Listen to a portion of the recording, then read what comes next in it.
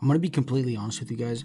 I built an AI studying tool, and listen, I hate those videos where someone's pretending to casually talk, but it's just a giant ad. And I really don't want this video to be that. I genuinely built this because I was like sick of wasting hours studying and still feeling like nothing was clicking. I was tired of going on YouTube and going like, how to study better and then just getting these generic advice that just doesn't work. And so I built this primarily for myself, and I wasn't expecting it to actually be this good, but it turned out to be much better than I expected. And I thought if it helped me, it could really help some of you too.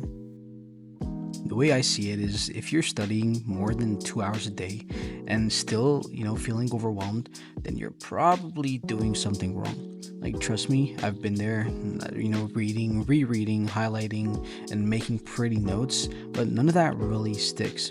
It feels productive, but it doesn't actually help when it matters. And if you've ever, Googled how to study better or how to get better grades, you know the drill. You get bombarded by tips like spaced repetition, active recall, flashcards. And yeah, those work, but who realistically has a time to sit down and make flashcards for entire chapters? Not to mention mapping out review schedules across multiple weeks like it's some logistics project. Let me show you the difference between my app and ChatGPT. Boo. Alright, so this is my app, the Koi Professor. Very cool, very nice, right?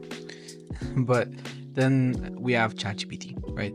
So how people usually do it and how I do it, how I use ChatGPT is you have to upload your file, right? And then you have to think of a prompt, right? So you have to think of a good prompt for it to give you your desired answers, right? And most people don't put too much thought into this. So I'm gonna kind of make it just feel like a natural, maybe go a little bit extra. But I would go like, I have an exam I need to study for. Please analyze this document and explain it to me in detail. Okay. I need to know every little specifics about it. Don't miss any slides or concepts. Here, let's see. So what it's gonna do is it's gonna start creating like bullet points, right? And it doesn't really explain, right? So what it does is it summarizes, it creates bullet points, and it's not very explanatory, right? So okay, related areas, computer graphics, image processing, okay. Like, you can't really study for an exam like this, right? So like, what is this? Next thing you would do, or like I would do, is pull up let's say pull up the file. So pull up the file, right? And then you would have it kind of like on the side. Let's put it like kind of like this. Okay, cool. And then you have it on the side. And then let's say you're kind of just going through it and you want to learn page 61, right? It's a page I wanted to learn. Here, let me do this instead. There we go. And here. Okay, and you're like, I want to learn page 61. Please explain in detail. Okay, so about the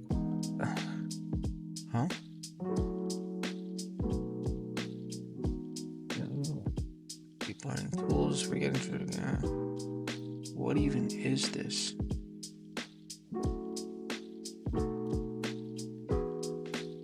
Yeah, that's the same file. So I'm like page 61, and then it literally just went completely off topic. Page 61 is about images representation. Please explain that to me. And so you already see, like, it's very annoying, right? There's no visual representation. You're not really engaging with the material. You know, you're kind of just reading and hoping it's gonna stick in your mind. You could take notes by hand, but again, it's just like, it's very like low level learning, right? And then let's say I wanna kind of ask like follow-up questions, right? And I'm like, okay, tell me about, I don't know, matrices, or tell me about the 6 point, right? Cool. And it's just, I just can't follow. Like, I don't know what to do now. Like, I'm looking at this and I'm like, I want to learn about this page, but then, okay, it's kind of telling me like in bullet points, like an image is a grid made of rows and columns. Okay, top left red channel, like it's just bullet points, right? Hey, anyway, so let's get rid of that. That's where the go-to professor comes in, right? So how's it different than stuff like ChatGPT? So if you remember the points we made, it was that there's no visual representation. It's bullet points rather than explanations, so it's more summary than explanation. And there's no like quizzes, there's no like engagement, so you're not really building these connections in your mind, you're just reading through information, right? Whereas with the goated professor, the whole point is to be able to engage with your material. So all you do is, again, you upload your file. Okay, let's say you choose a specific page. Let's choose we'll choose the same page, and I could definitely fix the scrolling, and I will fix the scrolling, but it's still it's pretty new, so I'm adding stuff like incrementally. But main point is, so I got this page, right? Same page that we were learning with ChatGPT. Now, if I click explain page, it's going to start explaining about this specific page. It's not just going to explain a bunch of unrelated or, you know, kind of, you don't know what's happening, right? So it's going to start explaining, there we go. That's pretty fast too. It's going to start explaining about the specific page. So structure of a matrix, right? And then it's talking to you about how it's structured, dimensions n by m. We have n by m here, right? For an image referred to as IM. So now you understand what IM is, right? Then it's giving you a bunch of examples, whatever, and then you're like, okay, show me more examples and explain it deeper to me. Why is, let's say, I'm 1 1 1 the top left pixel in the R channel, right? So you ask this question. In the meantime, by the way, you can generate your own quiz, and this quiz is going to be specifically for this page. So you have 88 pages. You can get detailed, and you can get more detailed, and you could kind of just go deeper and create these connections on a deeper level than you would with like ChatGPT, right? If you look here, it's like, let's delve deeper into indexing of images and clarify why. So I am 111, access top left, because rows run vertically, columns, blah, blah, blah. Like, it explains to you everything, right? Pixels at coordinates 1 1 is the first pixel. So this is 1 1, right? Located at the upper left corner. And then it just explains the whole thing. There's no bullet points, right? You don't see any bullet points, whereas this is full of bullet points. This is just bullet points. There's no explanations. And like I said, the good thing is you can get deeper and to actually now test your knowledge in the same workflow, so that you're not just scrambling on and just look at this, like, what is this, right? Look, I'm still scrolling into nothing, right? Whereas here, I'm like, okay, this is cool. I got the explanation. Now I can do my quiz. What does notation I'm 111 represent? Top left pixel and R channel, right? This was relevant to what we were learning. How's an RGB typically represented? let's see, as a matrix, right? And then I'm just gonna go through them, random value unit 8, whatever. I'm just gonna go here, filter, whatever. Okay, check answers. Now you have like feedback on what you did wrong. So you can see, okay, I got these 3 things, right? This makes sense to me, but I got this wrong. Why did I understand it wrong? So let's say convert. So we can go like here, okay, and we can ask, why is converting a floating point number done before performing whatever? So why is converting to a floating point number done before programming image whatever, right? Send. And this way you're now interacting with your material. You're not just reading off of your material, right? Whereas here you're just reading off your material. And yeah, there you go. There it is again.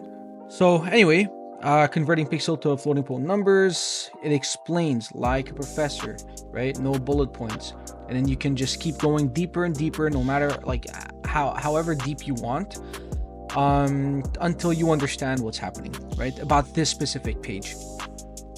And so now you're not really having FOMO. Like I get FOMO when I'm doing this. I'm like, okay, did it really cover everything? Like, is this was the first response it gave me, right? This, it's like, is this enough for a final? Like, is this really enough for me to pass my exams? It's like, of course not. I have 88 pages. How did it just put it into a few bullet points, right? Whereas here, I know I'm going like through everything that I want to go through. And let's say now I want to go to something else, right? I can easily just come here, explain page 64. Let's say there's like a connection I want to make, right? I easily go back here. It's here. I didn't lose this page, right? Now it's explaining here. Whereas here, let's say the in ChatGPT, it's like the more time, let's say you're studying for like an hour. Now one explanation was like a million scrolls away from where you are now, and it's just so annoying to find, right? Whereas here it's just like easy. And here we have it again, a few seconds and it's there, right? Image filtering, let's say weighted average, it's right here, weighted average, filter kernel right here, it's all relevant, normalization, like every single thing you see here. And look, it's even telling you about like this right here, right? So like 1/9, 9 pixels, you know, since all weights are 1, so everything is relevant. And again, you can generate your quiz, which will help you kind of learn better. And quiz also doesn't take too long to generate. I'll just kind of let it go to show you, and it's done, right? A few seconds and it's done. What's the main concept discussed in text regarding image processing? I don't know. Let's see. Replace each pixel with a weighted average. Okay. What are weights used in the averaging process called? Filter kernel. Yeah. Cool. So you see, that's how you learn, right? So I'm like, okay, what is this question? Now I know, like, if anyone asks me, like, what are the weights called? I know they're like filter kernels, right? Or filters or kernels, whatever. And then I keep going, do the quizzes, get your grade, 4 out of 7, keep practicing. I got this wrong. Ask why, you engage with your material. And I just think that's like a million times better than ChatGPT. And I built this for myself at the start of my semester. So before I started my semester, and I had it just for myself up until my midterms. I aced all 4 of my midterms, and I used my own tool. I aced all 4 of my midterms, um, because I was able to engage on a level that other people just weren't able to, right? And that I previously couldn't engage with my material with. Yeah. Also, there's a fun little. If you ever just don't want to read, you can kind of, you know, choose like a voice and just let it speak. I don't know if it's you're gonna hear it, but yeah. Let's dive into the topic of image filtering as discussed on page 64 of your document. Hello. The primary focus here is on how we can replace. Yeah. So that's it. It needs a bit of work. I'm pretty sure this is like different from other people's. Like mine is a bit different just because I'm using Microsoft Edge, so I have extra voices. But I'm gonna look into kind of making this standard for everyone. Yeah, there's different ones. There's like, let's see, Australia. Let's dive into the topic of image filtering, as discussed on page 64 of your document.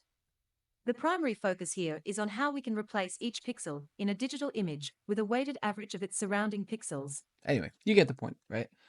Um, so that's what it is. And yeah, pretty simple. It's engaging. It really makes you think of your lessons.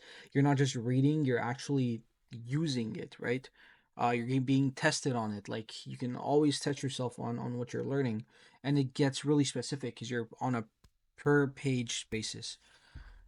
Um, yeah. So that is why I think my app is just much better than studying with my app is just better with than with like ChatGPT and even other tools. Honestly, like even studying with other tools, which I've tried, they're just so overkill and not practical. Like I've seen tools that are like, oh, record your lectures on your phone, right? But then if you're like anywhere more than two rows back, you're just hearing gibberish. Like, have you tried recording anything when you're far away from it?